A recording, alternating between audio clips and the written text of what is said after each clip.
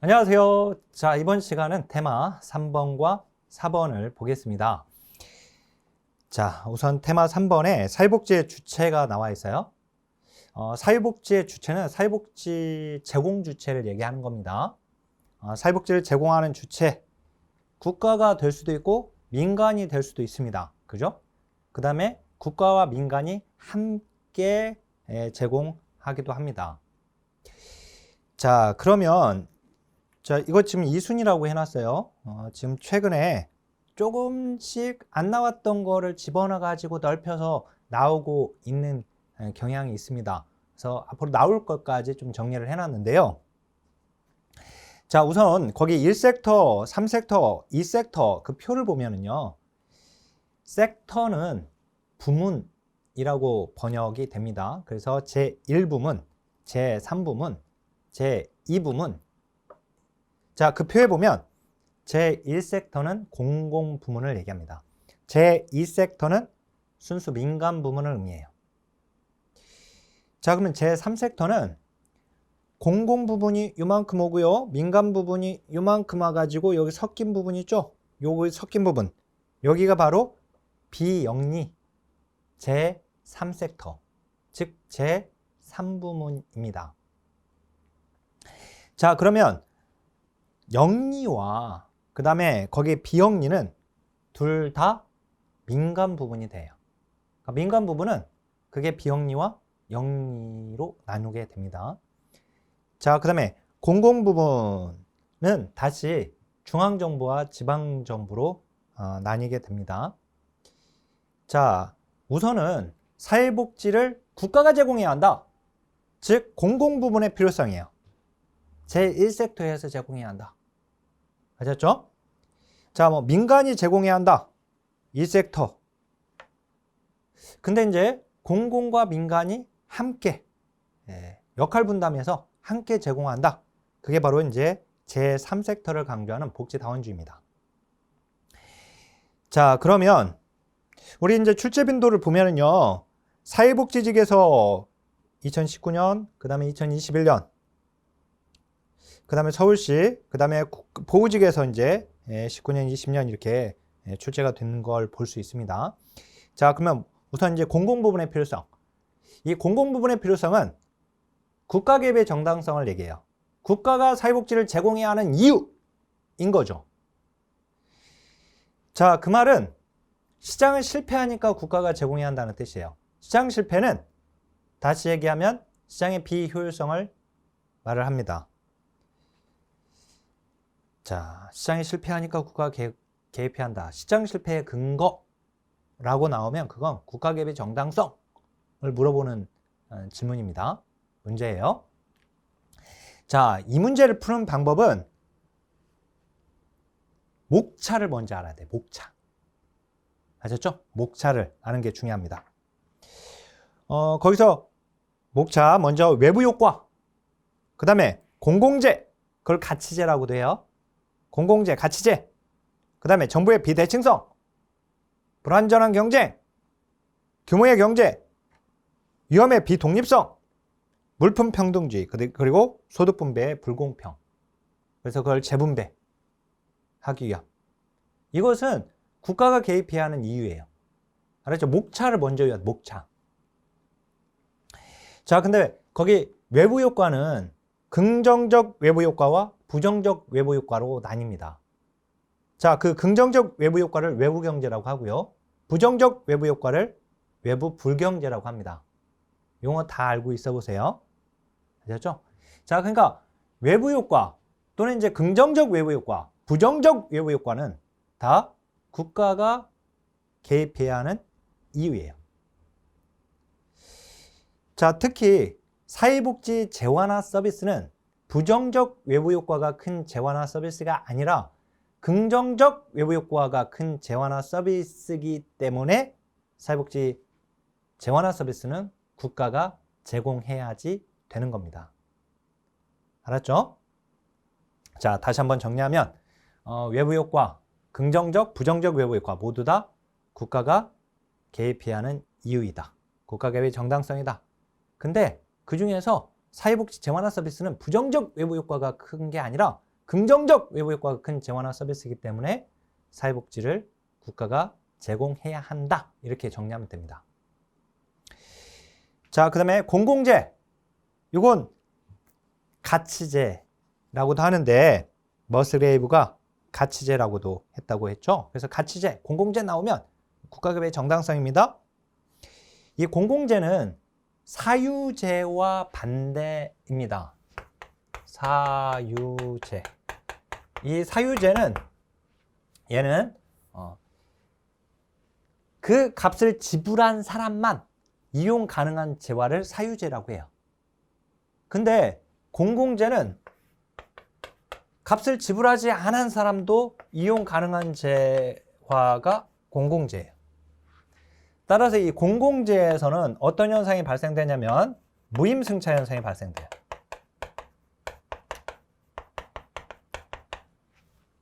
아셨죠? 공공재에서. 네. 자, 이 공공재의 대표적인 예가 가로등, 등대가 있습니다. 자, 등대가 만들어질 때까지 내가 마치 필요가 없는 것처럼 내 욕구를 숨기고 있다가 누군가 그 사람들이 어떻든 막 긴급하게 필요로 하는 사람들이 그 사람들이 돈을 들여가지고 등대를 만들어가지고 만들어 놓으면 그때는 이용이 가능해요. 나도. 그죠? 거기에 기여하지 않았는데도 깜빡깜빡 거리니까. 그죠? 바로 무임승차인 거죠. 따라서 이 사회복지 재화 또한 공공재적 성격을 지니고 있기 때문에 이것은 국가가 제공해야지 충분히 제공이 가능한 겁니다. 자, 그 다음에 정부의 비대칭성. 자, 이건 이제 내용까지 알아야 돼요. 지금 위에 거는 내용 필요 없으니까 지금 이렇게 온 거예요, 지금. 아셨죠? 자, 그러면 정부의 비대칭성. 정부의 대칭성이 아닙니다. 정부의 비대칭성이에요. 자, 시장에서는 이 공급자와 수요자가 시장에서 교환을 할 때 등가 교환을 전제로 하고 있습니다. 자, 이 등가 교환이 가능하기 위해서는 공급자와 수요자의 정보가 대칭적이어야지 돼요. 즉, 수요자가 물건을 구매할 때 요 정도 가격 지불하는 건 적절한 거야. 그래. 그죠? 자, 이게 정보가 대칭적일 때 등가 교환이 가능해요. 근데 정부의 비대칭성은 뭐냐면 공급자와 수요자 중에서 어느 한쪽이 정보를 많이 가지고 있는 경우를 얘기합니다. 이게 바로 정부의 비대칭성이에요. 자, 이게 정부의 비대칭성에서는 공급자, 수요자 둘 중에 정보를 많이 가지고 있는 쪽에서 적게 가지고 있는 쪽에 피해를 끼치게 됩니다. 자, 따라서 이 등가 교환이 가능하게끔 만들기 위해서는 국가가 개입해가지고 이것을 국가의 전문가류가 개입해서 갖게 만들어줘야 돼요. 자, 그러면 저희 정부의 비대칭성에는 세 가지가 있어요. 그러니까 그 세 가지도 다 공공 부분의 필요성입니다. 아셨죠? 자, 먼저 불완전한 정보. 불완전한 정보는 공급자가 정보를 많이 가지고 있는 경우예요. 불완전한 정보, 대표적인 경우가 거기 예 나와 있지만 의료나 법률, 그리고 우리 시험에 출제가 되었던 중고차 매매 시장이에요. 자, 의료의 경우 수술비가 나왔어요. 그러면 우리가 그 수술비 얼마라고 뭐 그걸 내라는 대로 내야지 그걸 따져볼 수가 없죠. 그죠? 예. 최근에 제 막내 아이가 심장 수술을 했거든요. 15일 동안 병원에 있었고 인공판막 수술을 했는데 15일 동안 병원비가 3,200만 원이 나왔어요. 예. 물론 이제 거기 비급여 되는 부분들이 있어서 그 급여 처리 되는 부분들이 있어서 그 금액으로 다 지불하지는 않았지만, 근데 이게 옛날 같으면 심장 수술하는 게, 지금도 마찬가지지만 심장 수술하는 게 이게 쉽지가 않은 거구나. 돈이 없으면. 그죠? 그러니까 이제 수술이라고 하는 게 의료 내라는 대로 내게 되죠. 자, 그 다음에 법률도 마찬가지. 자, 공급자가 정보를 많이 가지고 있어요. 자, 이게 이제 불완전한 정보고요. 자, 그 다음에 역선택과 도덕적 해이는 이제 어느 쪽이 정보를 많이 가지고 있냐면 수요자가 정보를 많이 가지고 있는 경우예요. 알았죠? 요 경우. 역선택과 도덕적 해이 둘 다. 자, 거기 개념까지 알고 있어야 하는데 역선택은 보험에서 사고 발생 가능성이 높은 사람이 사고 발생 가능성이 높은 시기에 집중적으로 보험에 가입하는 거예요. 그리고 사고 발생 가능성 또는 위험 발생 가능성이 적은 사람들은 보험에 가입하지 않는 걸 얘기해요. 이게 바로 역선택이에요. 알았죠? 근데 이 역선택이 왜 수요자가 정보를 많이 가지고 있는 경우냐? 자, 우리 건강보험을 만약에 민영보험으로 운영한다고 봐보세요. 민영보험. 자, 우리 이 민영보험은 사회보험하고 차이점은 가입에 있어서 차이점이 있습니다. 민영보험은 가입이 임의적입니다. 그죠? 자발적이라는 뜻이에요. 사회보험은 강제적입니다. 근데 건강보험을 만약에 민간보험으로 운영한다고 봐보세요. 그러면 자, 이 민간보험에 가입할 사람들은 내가 건강에 자신 있는 사람들은 가입하지 않겠죠. 그죠? 근데 이제 건강에 내가 자신이 없어. 좀 이게 이제 질병이 좀 걸릴 시기야. 그러면 그런 사람들만 집중적으로 가입하는 거예요. 그게 바로 역선택이에요. 자, 그런데 예를 들어서 A 대학생이 20대 초반에 이 대학생이 건강보험에 가입한 거예요. 민영보험이 운영하고 있는 건강보험에. 자, 근데 가입을 했는데 지금 민영보험 회사가 공급자입니다. 여기가 수요자입니다. 가입을 했는데 여기는 진짜 순수한 의도로 진짜 가입한 거야, 그냥. 근데 가입하자마자 어떤 질병이 있는 게 발견이 됐어요. 진단을 받았어요. 그러면 민영보험 회사에서는 이 대학생한테 너 그 질병 네가 알고 가입한 거야, 아니야? 이렇게 묻는단 말이에요. 자, 그 정보는 누가 가지고 있어요? 수요자인 대학생이 더 정보를 많이 가지고 있는 경우예요. 알았죠? 그걸 알고 가입한 건지 진짜 순수한 의도로 가입했는지. 그죠? 그래서 여기서 이걸 따져보면서 법률적으로 분쟁이 발생돼. 준다 안 준다. 따라서 충분히 보장돼야 할 이 질병의 문제가 보장을 못 받게 되는 문제가 발생되죠. 자, 이게 바로 이제 역선택입니다. 이 역선택은 우발적 재분배나 수평적 재분배, 이 사회보험에서 이런 재분배 효과를 막게 됩니다. 이제 건강보험은 이제 수평적 재분배와 우발적 재분배에 해당이 됩니다. 자, 이런 것들은 건강보험은 질병에 걸릴 가능성이 높은 사람들과 그렇지 않은 사람들을 모두 가입시켜서 그래서 먼저 질병에 걸리는 사람들을 그렇지 않은 사람들이 도와주는 거예요. 우발적 재분배도 우발적인 사고나 질병 발생되는 사람들을 그렇지 않은 사람들이 도와주는 거거든요. 그러려면 위험 발생 가능성이 있는 사람과 없는 사람을 다 집어넣어 버려야 돼요. 그래야지 그런 재분배가 가능한 건데 역선택은 그걸 못하게 만듭니다. 알았죠? 위험 발생 가능성이 있는 사람들만 막 가입하게 될 테니까. 그죠? 그래서 이제 우리가 사회보험은 강제보험으로 하는 이유가 바로 역선택을 방지하기 위함입니다. 자, 그 다음에 도덕적 해이, 이것도 내용을 알아야 돼요. 도덕적 해이는 뭐냐?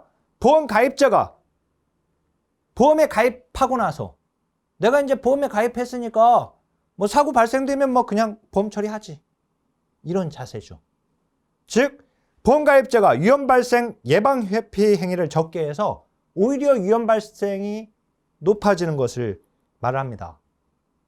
알았죠? 이게 바로 도덕적 해이예요. 자, 그러면 도덕적 해이가 왜 또 이것도 소유자가 정보를 많이 가지고 있는 거냐?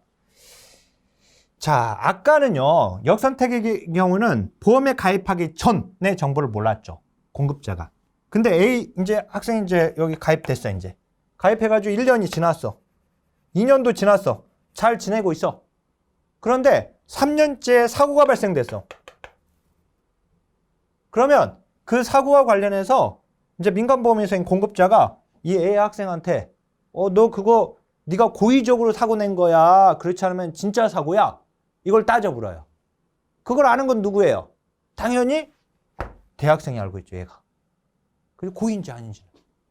정보는 누가 더 가지고 있어요? 얘가 더 가지고 있는 거예요, 소유자가. 여기서도 준다 안 준다. 이걸 분쟁이 발생되게 됩니다.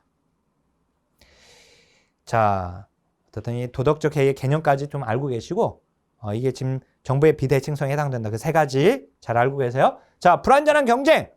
불완전한 경쟁은 독점 또는 과점입니다. 그죠? 거기 소수의 생산 주체에 의해서 독점이 되거나 또는 과점이 되면 이런 독과점 체제에서는 자, 국가가 개입해서 시장 경쟁 질서를 잘 정비를 해야겠죠. 자, 그 다음에 규모의 경제. 고정비가 높은 산업에서 기업 규모가 커질수록 생산 비용 대비 고정비 비율이 작아져서 이득을 보는 것인데 우리 사회복지는 전 국민을 대상으로 하고 있기 때문에요. 따라서 국가가 한꺼번에 운영을 할 때 행정비용이 절감이 됩니다. 자, 거기 규모의 경제 측면이에요. 자, 그 다음에 위험, 비독립성. 자, 거기서 위험의 독립성 하면 틀리죠. 위험 발생의 상호 의존성. 위험 발생의 독립성 하면 안 된단 말이에요. 위험 발생의 비독립성. 즉, 위험 발생의 상호 의존성이에요. 자, 어떤 사람의 위험 발생과 다른 사람의 위험 발생이 관련되어 있는 경우. 자, 거기 실업과 노령이 대표적이에요. 이건 국가가 개입해야 돼요. 자, 여기 민영보험 회사가 있어요. 이 민영보험 회사가 자, 이 A하고 보험 계약을 할 때 당신 스몰 A라고 하는 위험에 빠지면 보험금 지급하겠습니다 하고 이제 계약을 하는 거예요. 서로 B하고는 스몰 B, C하고는 스몰 C 이렇게 계약을 했어요. 자, A가 스몰 A라고 하는 위험에 빠졌어요.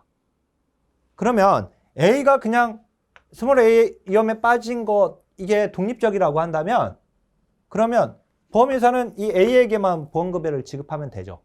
근데 위험 발생의 상호존성, 즉 비독립성으로 인해서 A가 스몰 A라고 하는 위험에 빠졌을 때 B도 C도 이렇게 줄줄이 발생된다면 상호의존적이어서 그렇다면 민간보험회사는 망합니다. 그죠? 자, 이렇게 줄줄이 발생되는 위험이 뭐냐면 대표적인 게 바로 노령과 실업이에요. 노령과 실업. 자, 이렇게 하면 보험회사에 가입된 사람들은 보험회사 망해버리면 혜택을 못 받잖아요. 그죠? 민간보험은 자발적으로 가입한 거니까. 그죠? 그러니까 이런 경우는 국가가 제공을 해야 한다. 물론 국가가 해도 국가 재정이 많이 들겠죠. 하지만 국가는 끝까지 책임을 집니다. 자, 그 다음에 거기 물품 평등주의. 사람들의 기본적인 삶에 필요한 물품들의 평등. 자, 이것은 당연히 국가가 할 때 가능한 거죠. 소득 분배의 불공평을 시정하는 것도 국가가 할 때 가능합니다. 민간한테 맡겨서는 해결이 안 되죠. 그죠? 자, 그러면 이제 넘겨서 자, 이제 민간 부분의 필요성이에요. 민간 부분의 필요성, 즉 정부 실패 이번에는. 정부의 비효율성. 거꾸로 얘기하면 시장의 효율성이 되는 것이고 비시장 실패가 되는 겁니다. 자, 여기도 목차만 알면 돼요. 근데요, 거기 봐보세요. 2017년 서울시에서 파생적 외부 효과가 처음 등장했어요. 그리고 2021년 사회복지직에서 X 비효율성, 그 다음에 정부 조직의 내부성이 나와버렸어요. 안 나왔던 것들이 계속 나와요. 그러니까 시장 실패의 이유, 우리가 앞에서 이미 공부했던, 즉 국가 개입의 정당성, 시장 실패의 근거, 거기에다가 얘들을 집어넣으면 안 되죠. 알았죠? 이것은 정부 실패, 민간 부분의 필요성을 얘기하는 겁니다. 자, 거기서 파생적 외부 효과는 조심해야 하실 게 우리가 앞서서는 그냥 외부 효과 또는 긍정적 외부 효과 또는 부정적 외부 효과 또는 외부 경제, 외부 불경제 이렇게 외웠습니다. 그죠? 근데 파생적 외부성, 또는 파생적 외부 효과 하게 되면 이건 정부 실패를 얘기하는 거예요. 그러니까 정부가 실패하는 거니까 민간이 제공해야 한다는 이유예요, 이거는. 자, 시장 실패를 바로잡기 위해서 국가가 개입을 했어요. 근데 역효과가 발생돼 버린 거예요. 그 예에 나와 있죠? 전세입자 보호를 위해서 임대차 기간 연장 정책을 했더니 국가가 개입해가지고 했더니 전세금이 폭등돼 버리는 거. 국가에서 아파트값 좀 잡아보려고 개입했는데 우리 아파트값이 폭등해 버리는 거. 그러면 국가는 가만히 있어. 하지 좀 마라. 하지 좀 마. 개입하지 마. 이렇게 된단 말이에요. 알았죠? 이게 파생적 외부 효과예요. 알았죠? 자, 거기 X 비율성, 정부 조직의 내부성, 비용과 편익의 절연, 권력의 편제까지. 지금 거기 비용과 편익의 절연하고요. 권력의 편제는 아직 안 나왔거든요. 근데 걔들도 나올 가능성이 있어요. 알았죠? 서서히 넓혀서 나오고 있단 말이에요. 예. 이건 다 뭐냐면 권력의 편제, 거기까지가 다 국가가 제공할 때 발생되는 부작용들이에요. 다 거기가. 문제점들이에요. X비율성, 조직 운영 측면에서 제기되는 효율성, 독점과 같은 제한된 경쟁 상황에서 국가가 독점으로 제공할 때 기술적으로 가능한 최소 비용을 달성하지 못하게 되는 거. X비효율성입니다. 자, 그 다음에 사실 내용보다도 목차가 중요해요. 목차. 아셨죠? 여기는. 자, 정부 조직의 내부성. 조직에서 비공식적, 즉 개인적, 사적 목표가 공식적 목표를 대체하는 현상입니다. 국가가 제공할 때 발생되는 거예요. 비용과 편익의 절연, 그 다음에 권력의 편제, 다 거기 지금 얘가 나와 있긴 한데 목차가 중요해요. 목차. 알았죠? 네. 자, 이건 모두 다 뭐다? 정부 실패다. 이걸 시장 실패의 근거에다 집어넣으면 틀린다. 알았죠? 그렇게 공부해 놓으면 됩니다. 여기는. 자, 그 도덕적 해이 조심해야 하는데 이 도덕적 해이는 앞서서 정부의 비대칭성이 있었죠. 즉 국가개입의 정당성이 있었죠. 그죠? 근데 여기도 들어가 있어요. 자, 빈곤의 덫이나 빈곤의 함정이나 실업의 함정도 도덕적 해이 현상에 해당이 됩니다. 즉 국가가 보장을 해주니까 그러니까 급여만 받고 빈곤선 밑에 머물러 버리는 거예요. 그냥 그 위험으로부터 빠져나오려고 하지 않고. 자, 실직자가 직장을 구하려고 하지 않고 수급 상태를 유지하면서 취업을 꺼리는 거. 이게 바로 이제 실업의 함정입니다. 이건 다 도덕적 해이 현상에 해당되는 거예요. 일하려고 하지 않는 거. 국가가 보장해 주니까. 알았죠? 자, 이 사회복지 제도가 잘 만들어지다 보니까 거기 미혼모가 발생되고 이혼율이 증가됐다. 여성들이 참지 않고 이혼해버려. 이혼해도 이혼 여성을 위한 제도들이 잘 만들어져 있으니까 지금 이렇게 주장하는 거예요. 여기서. 알았죠? 그러니까 국가는 그런 거 하지 마! 라고 하는 거예요. 그러니까 오히려 사회복지제도가 나태와 기만 등의 이 도덕적 해이를 조장했다. 자, 거기 도덕적 해이 현상을 줄이기 위한 제도를 보면 일하게 만드는 것들은 다 도덕적 해이를 줄이기 위한 제도예요. 조건부 수급제도? 이거 일해야지. 자활사업에 참여해야지. 그래야지 생계급여를 받게 되는 것을 말하죠. 조건부 수급자. 그 다음에 근로소득 공제제도도 일을 해서 소득이 발생돼야지 받을 수 있는 거예요. 혜택을 볼 수 있는 거예요. 자활소득 공제제도도 마찬가지예요. 자활장려금이라고 하죠. 그것도. 예. 자활사회에 참여해서 자활소득이 발생될 때. 자, 거기 본인부담금 제도는 우리 건강보험이나 또는 이제 노인 장기요양보험의 본인부담금 제도가 있잖아요. 이 본인부담금 제도, 의료급여 제도에도 본인부담금 제도가 있죠. 근데 이 본인부담금 제도는 내가 이 의료비의 일부를 내가 본인 부담을 하다 보니까 큰 병 걸리지 않으려고 노력하는 겁니다.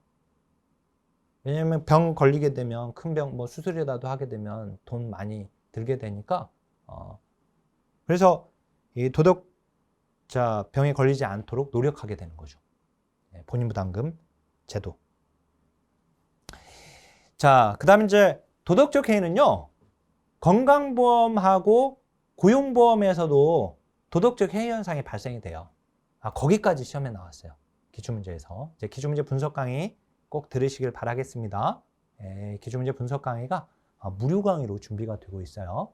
이번에 반드시 들으시면 좋겠고, 이제 거기 보면 건강보험보다는 이제 고용보험이 이 도덕적 해이 현상이 더 많이 발생된다라고 나오게 되거든요. 근데 이제 건강보험은 뭐냐면 우리가 감기 걸리면 돈 많이 안 들죠. 그냥 병원 가서 그냥 뭐 이렇게 약 좀 지어 먹고 뭐 이제 그 뭐 처방 받고 약 지어 먹으면 금방 낫습니다. 그죠? 그러니까 이 보험급여가 되니까 급여 처리가 되니까 비용이 얼마 안 드니까 감기 같은 거 우습게 생각해요. 그냥 감기 걸리면 그냥 병원 가서 나으면 되지 뭐. 도덕적이에요. 물론 누가 건강보험의 혜택을 받기 위해서 의도적으로 질병에 걸립니까? 그러지는 않죠. 그렇지만 그래도 비용이 적게 드니까 그 위험에 그 주의하는 게 적어진단 말이에요. 예방 회피하는 게. 알았죠? 반면 이제 고용보험 제도의 경우에는 자발적인 실업이냐 자발적이지 않은 실업이냐 그 경계가 모호해요. 사실은 자발적인 건데 자발적이지 않은 것처럼 하면서 일을 그만두게 되는. 그래서 이제 거기서 도덕적 해이가 발생됩니다. 자, 그 다음에 비경쟁성. 그것도 이제 국가가 했을 때, 독점했을 때 비경쟁적. 그 다음에 국가가 다 보장해주면 사람들이 일하려고 하지 않게 되고 저축과 투자도 안 하게 되고. 그죠? 그래서 경제 성장이 저하된다. 국가 개입하지 마. 요거예요. 그 다음 이제 정치적 결정으로 인해서 국가가 했을 경우에 정치적 결정으로 인해서 재원화 서비스가 확대 또는 낭비될 수 있다. 그리고 국가가 시장에 개입함으로 인해서 소비자의 선택을 왜곡시킨다. 그러니까 국가는 개입하지 마. 이겁니다. 민간이 합니다. 알았죠? 자, 이제 복지다원주의로 갈게요. 복지다원주의. 이것은 복지공급 주체 다원화입니다. 이 복지다원주의는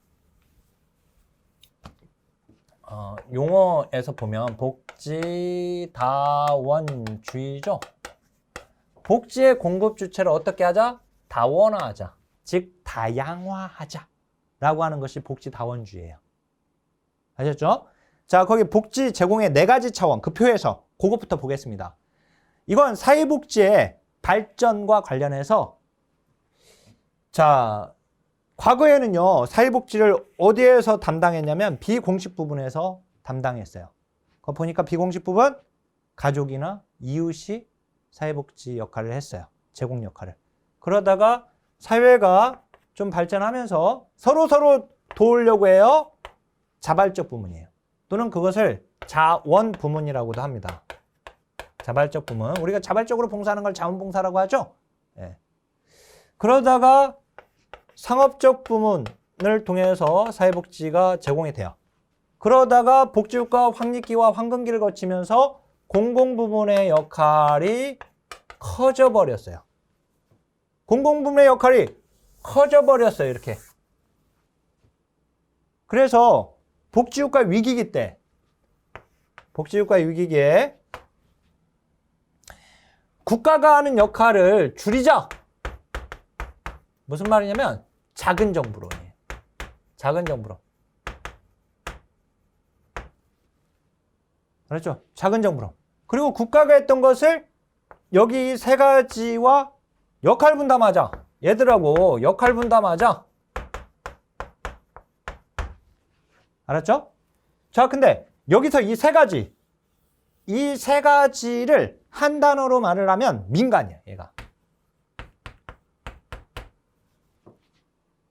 그러니까 공공부문의 역할을 떼내가지고 결국은, 그죠? 떼내는 거잖아요, 결국은. 그래서 역할 분담하자라고 얘기는 하고 있지만 결국 민간 부분에 뭘 하자? 이양하자. 여기 거 여기로 주자. 민영화예요.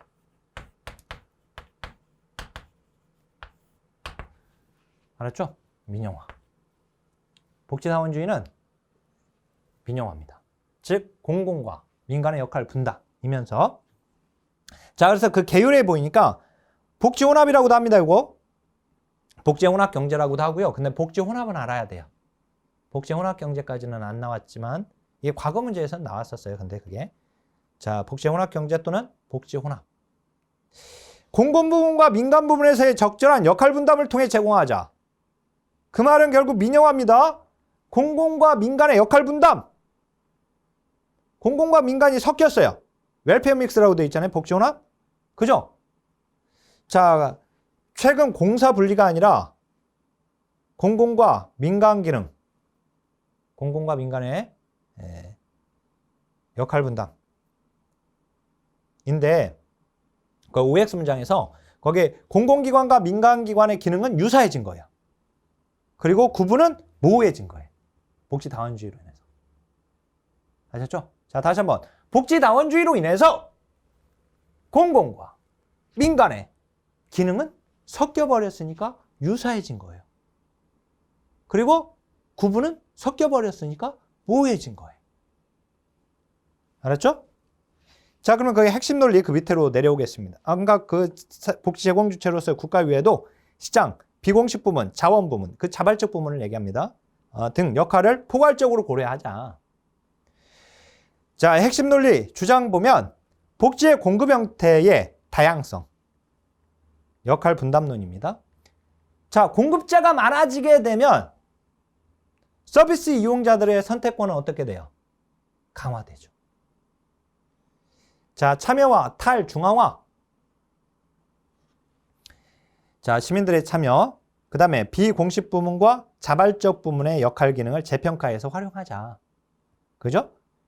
그 다음에 공사혼합체계입니다. 즉 제3섹터 비영리 부분 역할을 강조합니다. 알았죠? 거기까지. 중요하고요. 자, 이제 테마 4번으로 가겠습니다. 자, 사회복지 대상이 나왔어요. 자, 사회복지의 대상은 크게 둘로 나눕니다. 사회복지 정의를 할 때 어떻게 정의를 내렸냐면 제가 첫 강의에서 어휘적 관점에서 사회복지는 인간들의 욕구, 그죠? 인간의 욕구. 그 다음에 인간이 그냥 살아가는 게 아니라 다양한 사회 문제를 만들고 살아간다고 했죠? 그래서 인간의 욕구, 즉 사회적 욕구와 인간의 사회 문제를 해결하기 위한 사람들의 조직적인 노력을 얘기해요. 그 말은 사회복지의 대상은 인간의 욕구, 그 다음에 인간이 만든 사회 문제, 이 두 가지가 중요한 거예요. 근데 인간의 욕구는 시험에 따로 나오지 않고요. 이제 여기서 사회 문제가 나옵니다. 자, 거기 사회 문제의 성격. 사회 문제는 시간, 공간에 따라 달리 정의됩니다. 자, 과거에는 우리 보릿고개 시절이 있었어요. 우리나라. 그 보릿고개 시대에서는 빈곤은 사회 문제가 아니었어요. 왜? 다 가난하니까. 다 가난하니까. 알았죠? 자, 그 다음에 이제 공간에 따라도 달라집니다. 어느 나라에서는 그게 문제가 되지만 어느 나라에서는 그게 문제가 되지 않기도 하고. 자, 그 다음에 사회 문제를 정의하는 데는 기준이 존재합니다. 자, 가치 중립적, 탈가치적인 게 아니라 가치성과 관련되어 있습니다. 사회 문제의 원인을 어디서 찾느냐에 따라서 시각이 매우 다양합니다. 원인을 어디서 찾느냐에 따라서죠. 그죠? 그 다음에 미시적 관점과 거시적 관점으로 나눕니다. 자, 다시 한번 사회 문제의 성립 조건. 이게 이제 과거에는 문제가 많이 나왔죠. 그죠? 사회 문제의 성립 조건. 사회 문제가 되려면 사회 가치와 규범에서 벗어나야 합니다. 자, 그리고 상당수의 사람이 그 현상으로 부정적인 영향을 받아야 돼요. 근데 그 원인이 자연적인 것이면 안 돼. 거기 사회적인 것, 그 밑줄. 그게 중요해요. 그러니까 홍수나 가뭄은 그것 자체가 사회 문제는 아니에요. 알았죠? 그건 자연적인 거잖아요. 홍수나 가뭄, 비가 많이 왔을 때 거기에 대처하지 못하는 사회적 시스템, 이게 사회 문제가 되는 거예요. 아셨죠? 네. 홍수 자체, 그 자체는 사회 문제는 아니에요. 자연적인 것이기 때문에. 자, 거기 다수의 사람들 또는 영향력 있는 일부 사람이 문제로 판단한 거. 거기서 조심해야 할 것은 다수의 사람들이 그거 문제야 라고 하면 당연히 사회 문제가 되죠. 그런데 그렇지 않고 거기에 영향력이 일부 있는 사람들이 문제라고 판단하면 그것도 문제가 돼요. 뭐 대통령이나 또는 뭐 언론이나. 자, 그리고 사회가 그 개선을 원하고 있어야지 되고, 그리고 개선을 위하여 집단적 사회 행동이 요청될 때 그걸 사회 문제가 되는 겁니다. 그럴 때. 자, 그 다음에 테일러 구비가 말한 신사회적 위험이 문제가 몇 차례 나왔죠? 2차례 나왔네요. 먼저 사회복지직의 문제가 나왔는데 보호직에서 2018년 보호직의 문제가 나왔어요. 테일러 구비가 말한 신사회적 위험은 뭐냐면, 자, 이 산업화가 되면서요, 산업화 이전에 없었던 새로운 사회적 위험이 등장을 하게 됩니다. 근데요, 그 이후에 이제 1970년대 이후, 여기 이제 후기 산업사회인데요. 자, 여기 전기 산업사회와는 다르게, 여기서의 사회적 위험과는 다르게 여기서 신사회적 위험이 발생돼요. 그러니까 얘하고 구분되는 거죠. 얘하고. 그러니까 얘는 뭐예요? 얘는 이제 구사회적 위험이 되는 거. 구사회적 위험. 얘는 신사회적 위험이 되는 거. 알았죠? 자, 근데 여기 지금 구사회적 위험일 때와 신사회적 위험일 때와의 차이점은 뭐냐면, 자, 여기는 자, 1인 생계 부양 모델입니다. 자, 그리고 이제 여기 후기 산업 사회에서는 2인 생계 부양 모델이에요. 1인 생계 부양 모델은 남성 가장 소득 모델인 것이고요. 거기 2인 생계 부양 모델,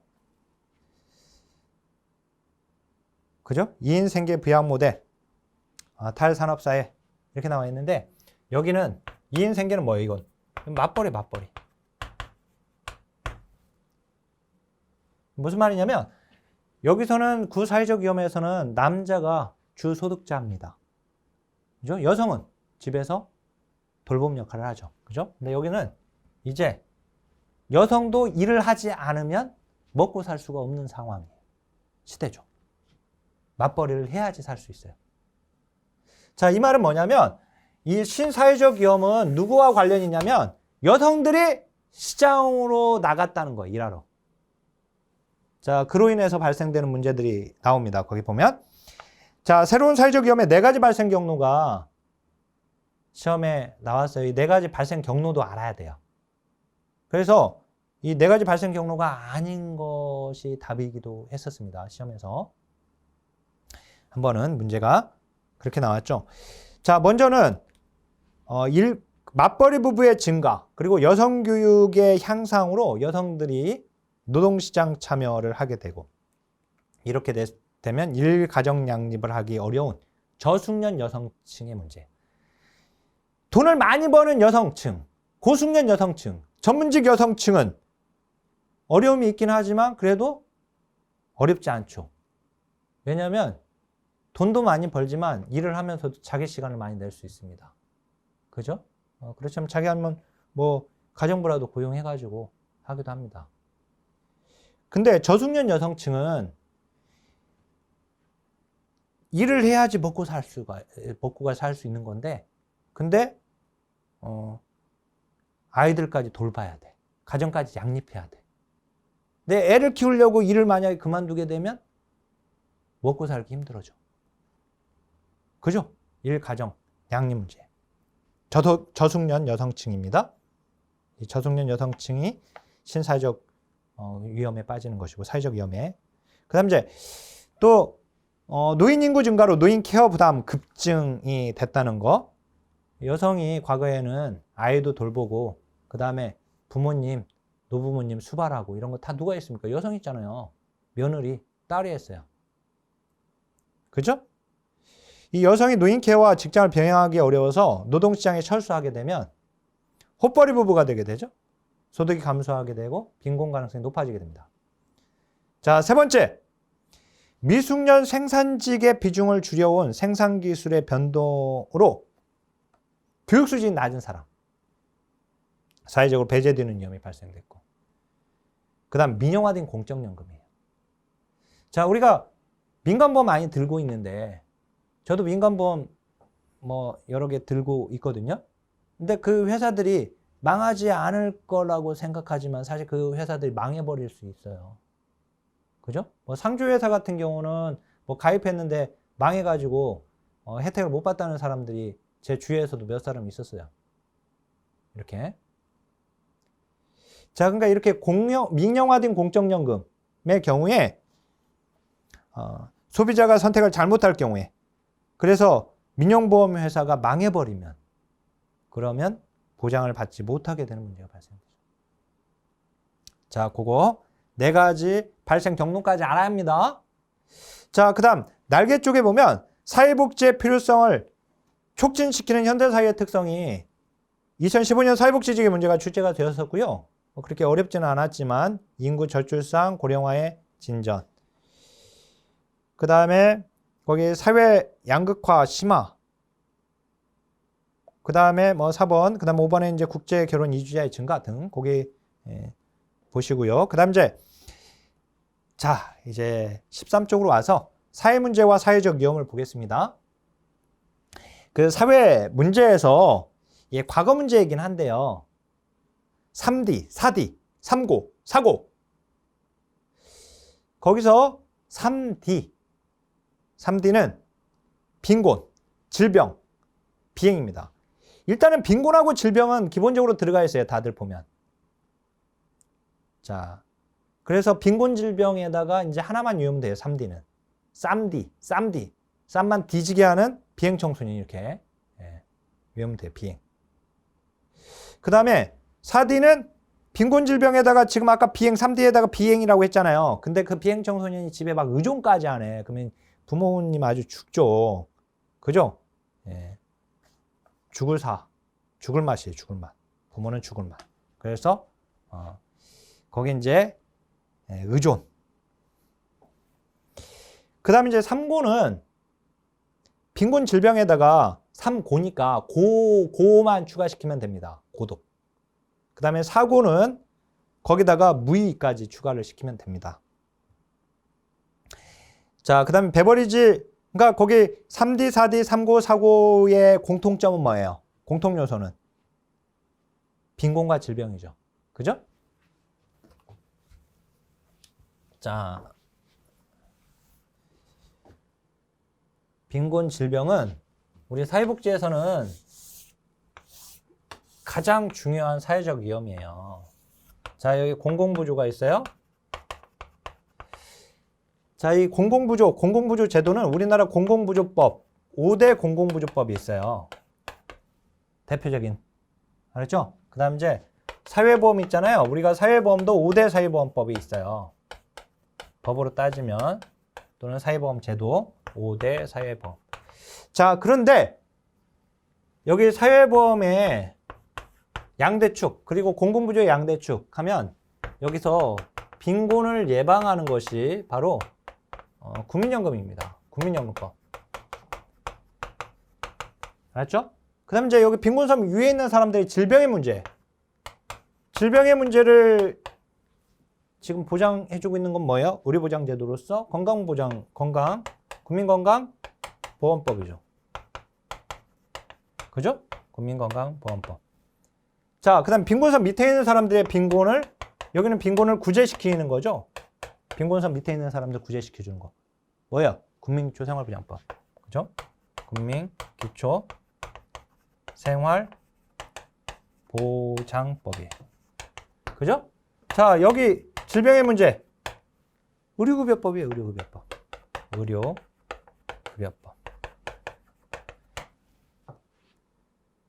빈곤, 질병. 그죠? 이렇게. 그래서 이제 앞바퀴 2개, 뒷바퀴 2개인 거예요. 아셨죠? 그래서 이제 이게 사회보험의 양대축, 이건 공공부조의 양대축이에요, 이게. 아, 빈곤 질병은 무조건 들어가는 거구나. 이렇게 좀 알고 있으면 되겠고. 5대 베버리지 보고서에서 5대 사약. 빈곤 질병은 여기도 들어가요.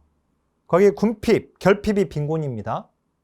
그리고 이제 3가지가 더 들어가야 하는데, 베버리지가 불에 탄 나무를, 전쟁으로 인해서 불에 탄 나무를 패버렸다. 베버리지. 패버렸다. 불나무. 불결. 나태. 무질서가 아니라 무지. 확실히 외워야 돼요. 자, 그 다음에 그 사회적 위험이라고 하면 이 소셜 리스크인데요. 사회적 위험. 이 개인적 위험하고 다른 거예요. 사회적 위험은. 사람이면 누구나 벗어날 수 없는 위험. 그게 바로 사회적 위험입니다. 자, 그런데 거기에 우리나라 사회보장 기본법에서 사회적 위험을 8가지가 그 규정상 드러나 있는데요. 자, 출산, 양육, 실업, 노령, 장애, 질병, 빈곤, 사망입니다. 제가 거기 암기법 넣어놨는데 우리나라 거를 먼저 외우고요. 그 아래 국제노동기구에서 채택한 1952년에 채택한 사회보장 최저기준 조약 있죠? 그거를 같이 외워야 돼요. 사회보장 최저기준 조약은 시험에 몇 차례 계속 나왔습니다. 9가지 사회적 위험도 물어봤고 그 9가지 사회적 위험에 대응하기 위해서 권고하고 있는 정책까지 물어봤어요. 이미 시험에 다 나왔죠? 자, 우리나라 거 먼저 사실. 자, 삔질삔질 말 안 듣는, 삔질삔질 말 안 듣는, 그죠? 장애양이 노출하는 것도 사회적 위험이다. 이렇게. 그래서 사망, 실업, 빈곤, 질병, 장애, 양육, 노령, 그 다음에 출산입니다. 자, 그 다음에 요거를 이제 이건 우리나라 거잖아요. 이렇게 외워놓은 다음에 그 다음에 이제 102호 조약하고 같이 비교를 해야 돼. 102호 조약에는 우리나라에 있는 빈곤이 없어요. 자, 그 다음에 이제 우리나라에 없는 산업재해가 있어요. 산업재해. 나머지는 다 있어요. 알았죠? 그리고 여기에 우리나라는 그냥 질병이라고 해놨는데 여기다가 의료를 집어넣었어요. 의료. 그러니까 102호 조약에서 질병과 의료로 구분한 이유는 뭐냐면 102호 조약, 그러니까 사회보장 최저기준 조약을 102호 조약이라고 합니다. 102호 조약. 102호 조약. 어쨌든 이제 거기서는 질병은 건강보험을 얘기하는 것이고 의료는 공공부조의 의료급여를 얘기하는 거. 우리나라로 보면. 알았죠? 그렇게 같이 외워놓고요. 자, 그 날개 쪽에 보니까 비복지가 나와 있죠? 니스 웰페어. 티트머스가 개인의 복지를 제외하면서도 그 원인이 개인에게 있기보다는 사회 전체에 있을 때 그것을 비복지라고 했습니다. 그 비복지가 이제 과거에 출제된 적이 있고요. 그 개념 좀 알아놓으면 좋겠고. 자, 이제 넘겨서 사회문제의 이론적 관점입니다. 이게 2022년 보호직 문제가 출제가 되었는데요. 요거는 사실 여기가 이제 기본적인 이론적인 내용이고 이거를 우리 실천 기술론의 가족 사회복지 실천에서 그 가족 쪽에서 그 가족 문제와 관련해 가지고 문제가 출제가 되었어요. 그래서 그 내용이 뒤에 정리가 되어 있습니다. 또 다시 거기다 다시 정리해 놨어요. 여기서는 이제 기본적인 이론적 이해만 좀 하고 가면 좋을 것 같습니다. 자, 거기 구조기능주의하고 갈등주의하고 이제 상징적 상호작용주의, 그걸 이제 상호작용주의 이론이라고도 하고 상징적 상호작용주의 이론이라고도 합니다. 먼저 구조기능주의, 기능주의 이론이에요, 결국은. 구조기능 또는 기능주의. 자, 이 기능주의 이론에서는, 구조기능주의 이론에서는 똑같은 말입니다. 사회를 어떻게 본다고 그랬죠? 사회를 유기체로 본다. 자, 거기 사회는 부분들의 합성으로 이루어지는 새로운 형질의 실체이다. 부분들은 전체의 필요나 요구에 종속되는 피동체라고 파악한다. 사회는 하나의 유기체이고 그 다음에 사회의 제도들, 그 제도들 하나하나는 신체, 기관이나 다름이 없는 거예요. 자, 그러면 여기서 이제 사회 문제라고 하는 것은 사회 문제. 우리가 몸이 아픈 거는 아플 때는 어떤 때 아픈 거죠? 몸을 이루고 있는 우리의 하유체계 또는 그 부분들에 어떤 문제가 발생될 때 아프잖아요. 그죠? 손가락이 베이면 아프죠. 그죠? 네. 자, 그렇듯이 사회 문제는 어떤 사회체계가 상해체계에 대해 기능적 요건을 충족하지 못하고 있는 상태 또는 이제 한 사회체계가 사회적으로 합의된 규범을 준수하지 못하고 있는 상태, 사회를 구성하고 있는 이 사회체계가 또는 이제 어떤 사회체계가 사회의 과정과 그 결과에서 실패한 상태, 그게 이제 사회 문제가 됩니다. 그리고 사회 문제의 원인은 기능적 사회 전체 기능적 결함이 아니라 일부 기능이 사회화 기능과 사회 통제 기능이 실패한 거예요. 일부가. 자, 거기 이제 구조기능주의 이론에 기반하고 있는 사회 문제 이론들이 있어요. 네, 그 사회 문제 이론들 걔들은 거기는 이제 시험에 다 나오는 게 아니기 때문에 제가 오른쪽에다가 사회 문제 이론 나왔던 것만 따로 정리해 놨어요. 그죠? 네. 자, 그 다음에 거기에 지금 오른쪽에 사회 문제 이론에서 머튼의 아노미론하고 그다음에 밀러의 관심 집중론은 걔는 이제 구조 기능주의 이론에 기반하고 있는 이론입니다. 뭐 그렇게까지 할 필요는 없어요. 그다음 이제 갈등주의. 사회는 희소한 자원을 소유하고 지배하려는 경쟁과 투쟁의 갈등이 이루어지고 있는 상태다. 사회 문제는 뭐냐? 불균등한 배분으로 인해 발생되는 것이다. 그죠? 또는 이제 갈등주의론은 크게 둘로 나누는데 변증법적 갈등론 그리고 기능적 갈등론으로 또 나뉩니다. 자, 자원의 불평등한 배분으로 사회체계 통합과 발전의 역기능적 현상이 발생되는 것을 사회 문제라고 보고 있고요. 거기 이제 기능적 갈등론은 자, 변증법적 갈등론은 사회 문제 원인은 개인에게 있는 것이 아니라 사회 제도에 있다고 보고 있고 기능적 갈등론은 사회 제도가 주로 원인이긴 하지만 거기 이제 개인에게도 있다라고 되어 있죠. 자, 그다음에 상징적 상호작용주의 이론은요. 사회라고 하는 것은 사회적 현실은 객관적으로 존재하는 게 아니다. 사람들이 만들어낸 그 상징적 현실이 사회다. 사회 문제는 뭐냐? 한 사회에, 그러니까 사회에 한 집단이 규정하고 있는 의미에 그 규정하고 있는 의미대로 행동하지 않을 때 그건 이제 사회 문제로 보게 됩니다. 즉 사회 구성원들의 사회적 합의로 정상이라고 의미 부여한 것으로부터 벗어나는 것. 자, 거기 이제 사회 문제의 원인에서 결국은 이제 정상이 아닌 걸로 아니다라고 자, 정상이 아닌 거기 어떤 현상을 바람직하지 않은 행동으로 낙인 찍는 거. 그게 이제 여기에 해당됩니다. 그래서 낙인 이론이 바로 상징적 상호작용주의, 즉 상호작용주의 이론에 근거하고 있는 거예요. 자, 거기 사회문제 이론으로 가서 이건 지금 14쪽의 이 내용은 가족 문제를 가지고 시험에 2022년 보직에서 문제가 나왔거든요.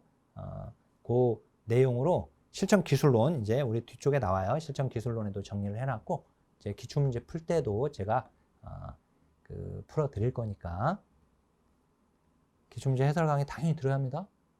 아셨죠? 네, 국내에서 최고의 강의니까 가장 좋은 강의. 문제수 몇 문제예요? 그런 거 물어보지 마세요. 네, 웬만하면 다 풀어보는 겁니다. 그 다음에 이제 통합기출문제집에는 핵심 문제를 제가 골라놨기 때문에 핵심 문제, 시간이 없으면 정 없으면 핵심 문제라도 푸시고 핵심 기출이라도 그다음 이제 그리고 난 다음에 시간적인 여력이 되면 다 풀어버리면 되는 거예요. 또 알았죠? 네. 그리고 기출문제를 빨리 보는 방법은 정답과 해설을 보면서 빨리 봐도 상관없어요. 다만 이제 그리고 난 다음에 각 지문이 왜 맞고 왜 틀린지 정확하게 알아야 하는 것이고요. 자, 어떻든 이제 그거는 이제 기출문제 분석 강의에서 얘기하겠고, 자, 거기 사회문제 이론입니다. 거기 머튼의 아노미론이 시험에 나온 적이 있어요. 아노미는 무규범 상태를 말을 하죠. 자, 문화적 목표와 제도적 수단 간의 괴리, 각각의 수용과 거부를 조합시켜서 일탈행위를 동조형, 쇄신형, 의식형, 도피형, 저항형 5가지 유형으로 구분을 했습니다. 근데 이건 너무 세부적으로 들어갈 필요는 없어요. 알았죠? 네, 문화적 목표, 제도적 수단에 대한 괴리다. 자, 그 다음에 예를 들어서 문화적 목표는 경제적으로 내가 성공하고 싶다 라고 한다면 제도적 수단은 뭐 합법적인 이런 교육을 받아가지고 자, 이걸 이제 받아들이느냐 거부하느냐와 관련해서 일탈행위를 지금 구분하고 있고요. 그 다음에 밀러의 관심집중론은 비행은 하층 계급 사회 자체의 고유 문화 체계다. 알았죠? 비행은 하층 문화, 하층 계급의 문화. 그래서 이제 오랫동안 존속하였고 그 자체 통합력을 가지고 유형화된 전통을 가지고 있는 하층 계급 문화다. 자, 그다음에 낙인이론. 특히 이제 이 낙인이론 잘 알고 계셔 보세요. 낙인이론 어떤 집단이나 사회적 가치가 특정 현상을 바람직하게 하지 않게 인식하는 것입니다. 자, 이 각각의 이론 설명할 내용이 사실은 많은데 우리가 그거 뭐 그 깊게 이건 들여다볼 필요는 없습니다. 만약에 이게 나온다 하더라도 다시 나온다면 간단하게 한 줄을 물어보면서 이 이론이 뭐냐 이렇게 물어볼 가능성이 있습니다. 그래서 거기 핵심 내용 정도로 정리하고 있으시길 바랄게요. 예. 자, 그러면 두 번째 강의 여기서 끝났습니다. 자, 스스로 계속해서 나 스스로한테 잘했어. 오늘 하는 참 잘했어. 이렇게 말을 해주세요. 아셨죠? 우리가 평생 살아갈 것은 선생님 자신이에요. 저도. 누가 내 인생을 대신 살아주는 사람은 없어요. 그죠? 저하고 살아갈 사람은 누구예요? 저예요, 저. 그러니까 내가 평생 살아야 할 나, 내가 함께 살아가야 할 나, 이 나에 대해서 스스로 오늘 참 잘했어, 너. 자꾸 나의 잘못한 부분만 생각하지 마시고. 알았죠? 오늘 최선을 다했잖아요. 그거면 된 거죠. 비교하지 마시고. 스스로 계속해서 잘했어. 오늘 최선을 다했어. 이렇게. 자, 그러면 강의를 마치겠습니다. 하나, 둘, 셋!